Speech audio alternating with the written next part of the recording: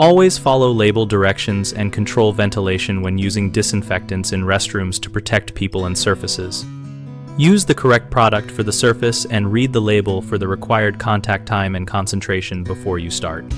Wear appropriate personal protective equipment, including chemical-resistant gloves, eye protection, and an apron if splashing is possible, and change gloves between tasks to avoid cross-contamination. Ventilate the area by opening doors or windows and, if available, running an exhaust fan for at least 10 minutes before re-entry to reduce inhalation risk. Apply disinfectant only to clean surfaces because soil and organic matter reduce efficacy. Wipe or clean first with detergent and water. Then apply the disinfectant and keep the surface visibly wet for the full dwell time specified on the label. Never mix different chemical products because combining bleach and acids or ammonia creates toxic gases that can cause severe respiratory injury.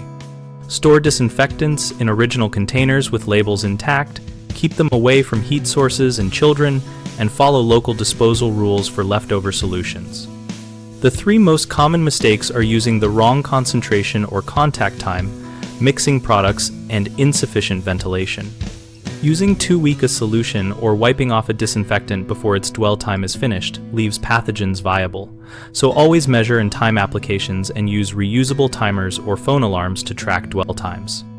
Mixing products often happens when people assume combining cleaners is more effective, but that can create dangerous fumes, so only use one product at a time and rinse surfaces between different chemistries. Poor ventilation increases inhalation exposures, so prioritize airflow, pause work if odors become strong, and relocate cleaners or building occupants until fresh air reduces airborne concentrations. BigHomeProjects.com connects homeowners with local contractors and posts project examples that help you choose appropriate cleaning or renovation services for restroom safety upgrades.